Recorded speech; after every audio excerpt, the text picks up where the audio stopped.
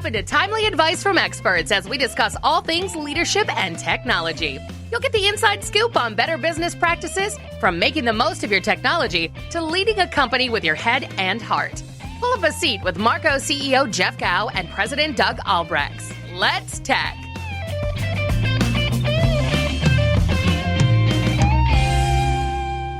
Welcome back to Let's Tech.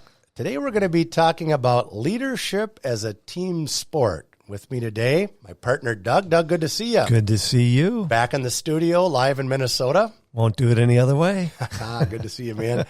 So as we launched this podcast together, we started talking about leadership early on, right? And we did. And we addressed the issue of there's two of us at the top. I mean, I'm just ahead of you a little bit, but I mean, hey, you're catching me fast. And doggone it, I can see in the rearview mirror, and I like what I see. And it's something that many organizations do also. But to make it effective or high performing, we got to do things collaboratively. We got to do things that make it successful together. Yeah. So it is a team sport, and that's an easy term to use. All these analogies with sports and stuff like that. We've both seen it play out. Sometimes good, not so good other times. So today we're going to talk about that. We are going to talk about that, and we've I wasn't sleeping over here, by the way. I heard everything you said, and we talked about this a couple of podcasts ago, right? We always kind of touch upon leadership every time we can put it in. We insert it and we go with it. Well, I think it's an important part of every success equation or failure, if that's the case, right? Doesn't matter if you're playing sports or you're playing business. It's a team sport, isn't it? I would agree. And you said something interesting.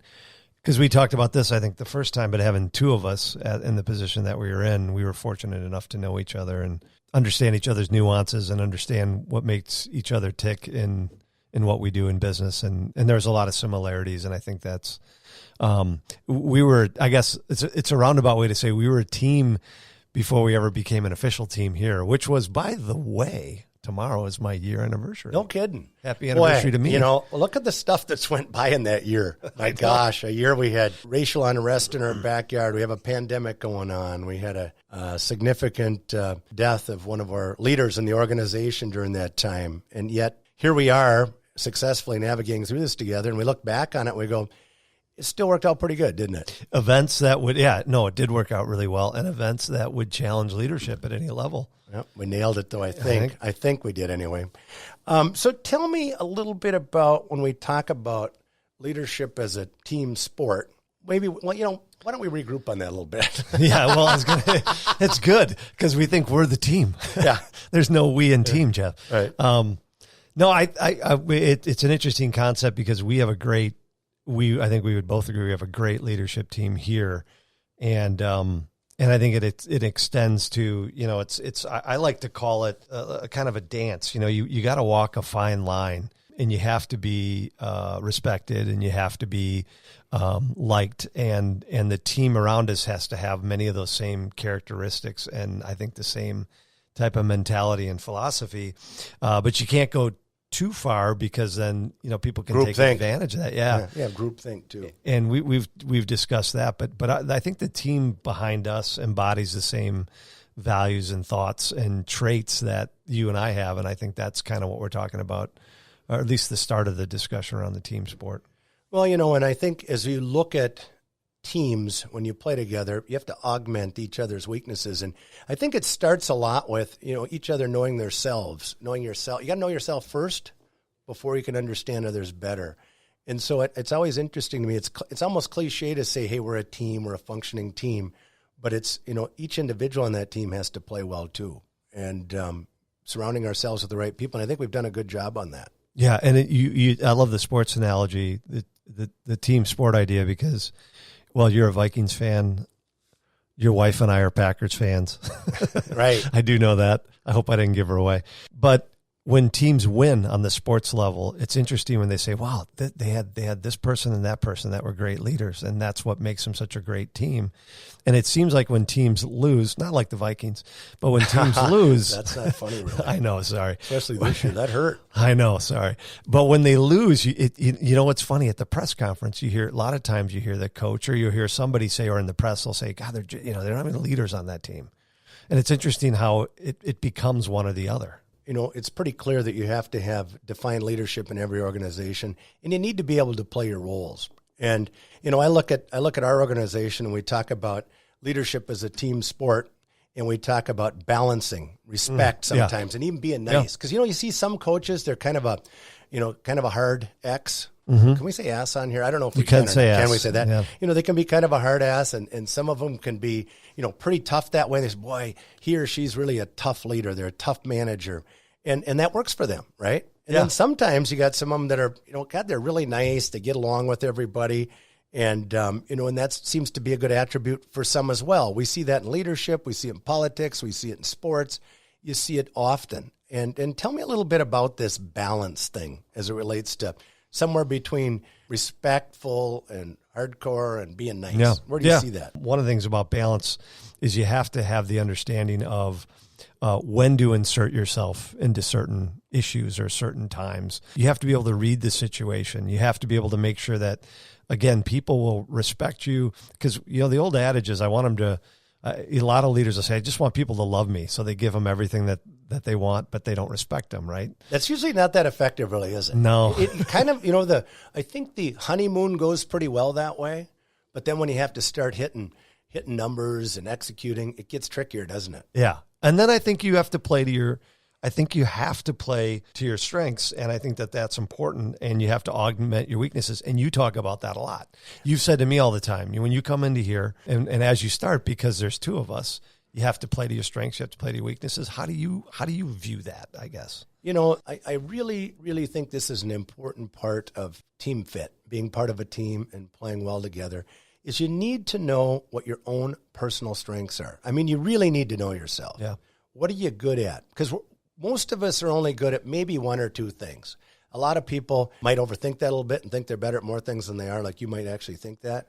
But the fact is, you're going to excel in a couple areas. Yeah. When you came here, Doug, as a new team member, I mean, you brought with a strategic approach, an area of expertise in working with equity firms and investors and publicly traded companies. I mean, those are things that we didn't know. Those are strengths that you brought. You're a good planner. You're a good strategist.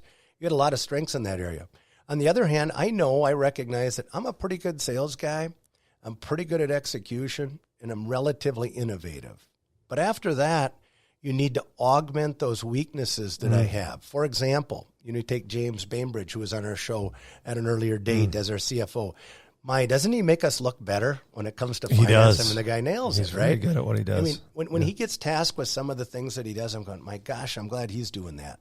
Conversely, when you start talking about operational side of the business, you got to augment that part. It's not my strength. So I think that knowing yourself first to understand others better is very important. Knowing your strengths and weaknesses and augmenting them is critical in having a good outcome. Yeah. I think that's just critical. You're a perceptive guy. You've always been good at saying, I'm really good at these things. I'm not as good as these things.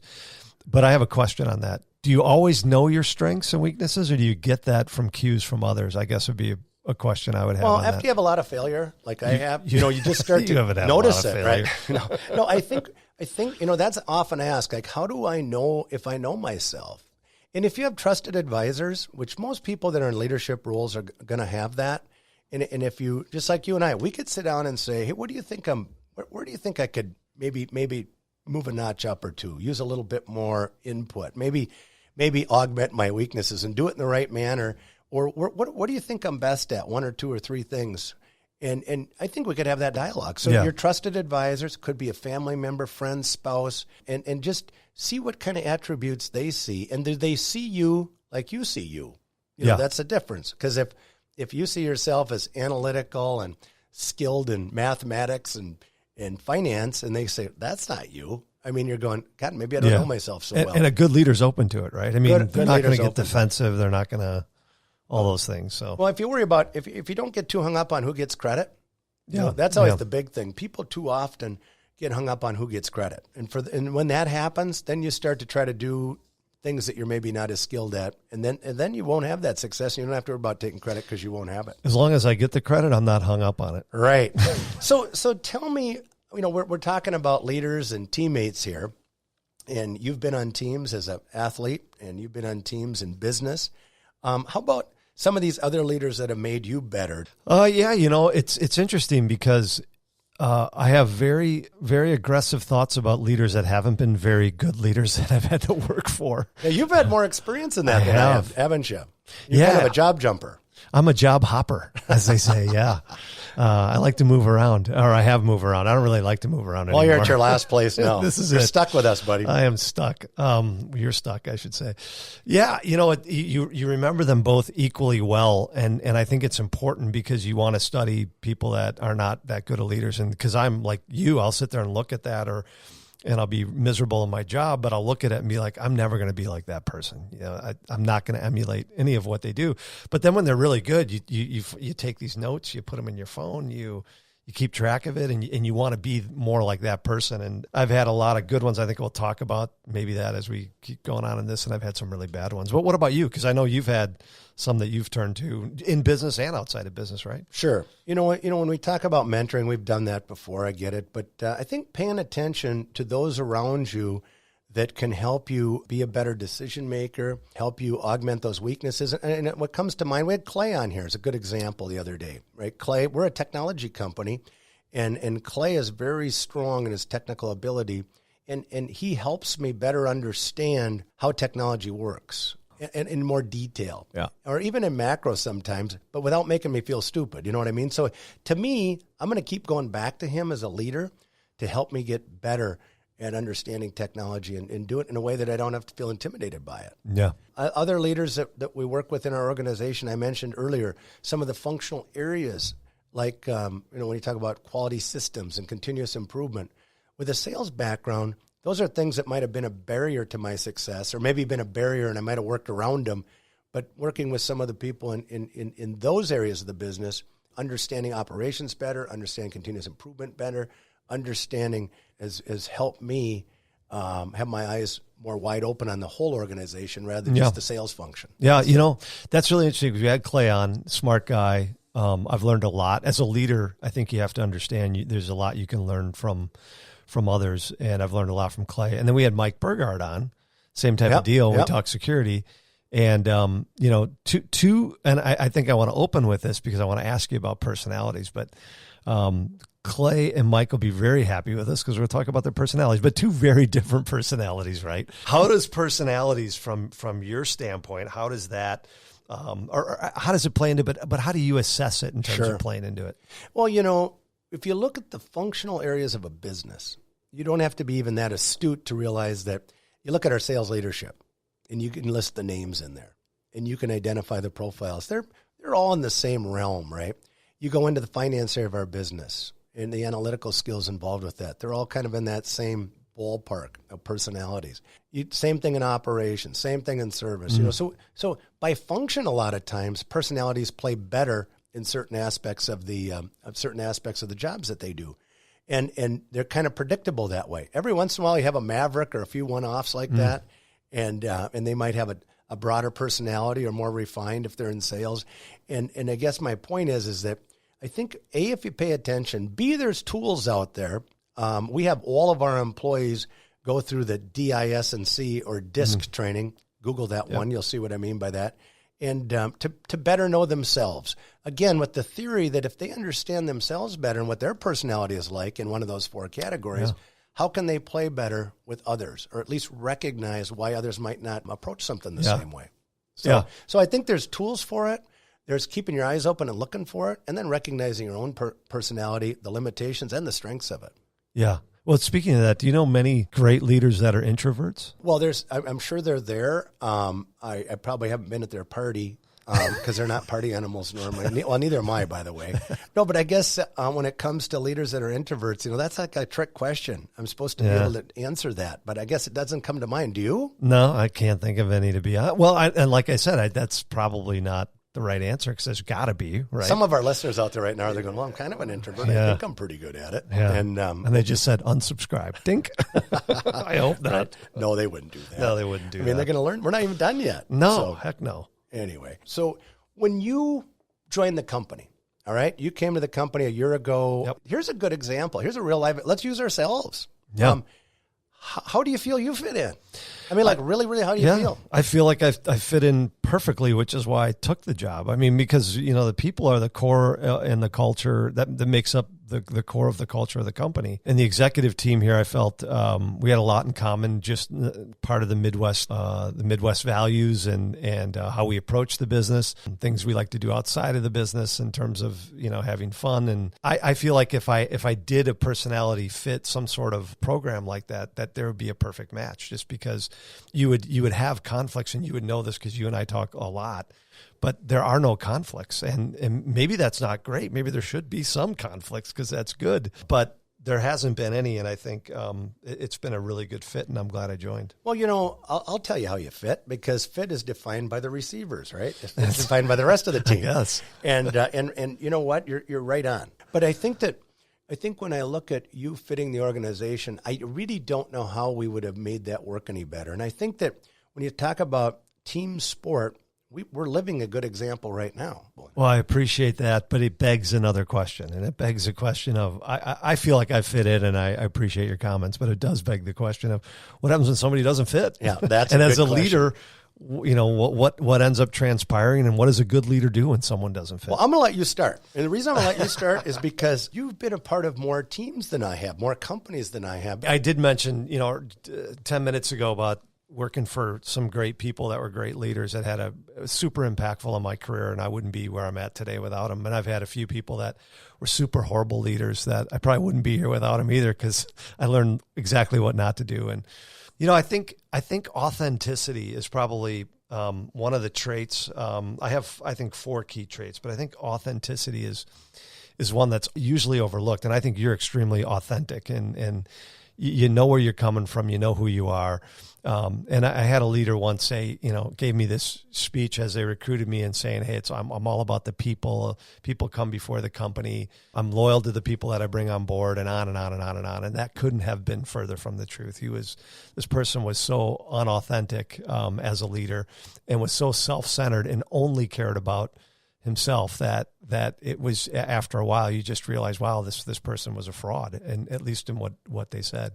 So that one really stood out, because not only do you feel like you didn't get led appropriately, and that the person almost misled you and lied, it didn't serve you well. And a lot of times as executives. When did you feel that, Doug? Like, how far in? I would say within the first 3 or 4 months, you could just see the body language. Or sooner, I bet, even. Yeah, probably. Yeah. You can see the body language. If you pick somebody out right away, you can kind of understand early and often if that's the case. You sure can. And, when it comes to team fit, you kind of know it, you feel it, and you see it early on. And one of the things I've learned, and it's been I don't know if it's been a hard lesson, but it's been a good lesson, and it holds true almost 100% of the time. If the person doesn't fit, it's not going to work. Yeah. For either party. Yeah. In other words, if it's not fitting and you work with us here at Marco, we're best telling you that. It's just not working. Conversely, if you're not feeling the fit here at Marco, you're best to tell us it's not working. And you know what? When you ask people when that fit just isn't there, a good question to ask is, how do you think things are working out? How do you think things are working out? And almost always when I've asked that question, we don't have a good fit, they'll go, well, it's a little tricky, or, I'm having some problems. I mean, they'll almost tell you that. And then it leads you to the next part of the conversation, which, is we start talking about parting ways and parting company. Mm-hmm. So if you don't have team fit, it doesn't work. You know it when you see it, you know when you feel it, and you know when you don't. And it's just paramount. And building any team that's going to play together. I think a good leader makes that decision pretty quickly, because I think everyone understands on a solid team, everyone has to get along, and that means leaders have to, navigate those relationships and make those decisions, and you have to work through it. So, any thoughts on how to do that? So when we have different personalities, we have different roles and responsibilities, and many times roles in an organization, just by sheer function, kind of are in conflict with each other. For example, if I'm selling something and I want to get the sale done, and it gets hung up in purchasing or some other functional area of the business, or it's in service and I sell it and I overpromise it and service has to try to deliver it, I'm creating my own little conflicts along the way, aren't I? And so inherent to business are conflicts. And so I think the best thing we can do as leaders that pay attention, leaders that are astute, is to be mindful that you're going to have conflicts. You're going to have times when we need to work through those together. And so I think navigating them, to me, is you mentioned early on about being authentic, about being consistently transparent in a smart, positive way, by the way. So I think that if you identify situations, whether it's with personnel, whether it's with processes, that it's just important that we address them early on and not kick the can down the road, and so it becomes a bigger deal. You and I spend a fair amount of time on two areas of the business: people and money. Yeah. It's always about those two things. That's true. You've heard me say that before. Yeah. The people part is usually harder than the money part. Always harder, I think. Navigate, because if you do that part right, the money thing kind of comes together. And when I say money, people, I mean profits, gross profits, sales, those kind of things. Yeah. And so if we can get the people function working, we'll get the money function coming. I mean, that's kind of the cart and the horse there. So addressing it, using tools sometimes. I'll use tools. If I see two people not getting along and it looks like it's almost inherently going to be a problem, or it's going to be a long-term problem, you might even make it a special project to get it corrected. So. That's true. I wanted to go back to one thing you just said. Sometimes I don't see the money thing working without the people working first. Yeah. I mean, Matt, actually, I'd say I don't know any situations where a company's been successful on the money front without successful people. Yeah, I think that's important. That was a really good. I think it's comment. absolutely there's a cart and a horse in there somewhere, and I think it starts with, it always does. If you could just hire the right people that attract good people to follow them, and just kind of repeat that, and you can keep doing that. I mean, that solves all kinds of problems. Makes our jobs easy. Makes running our business easy. But so. Tell me on when we talk about keys to success on making leadership a team sport. One of the things we talk about is we don't have to worry about nobody gets credit, right? That's right. That's number one. Yeah.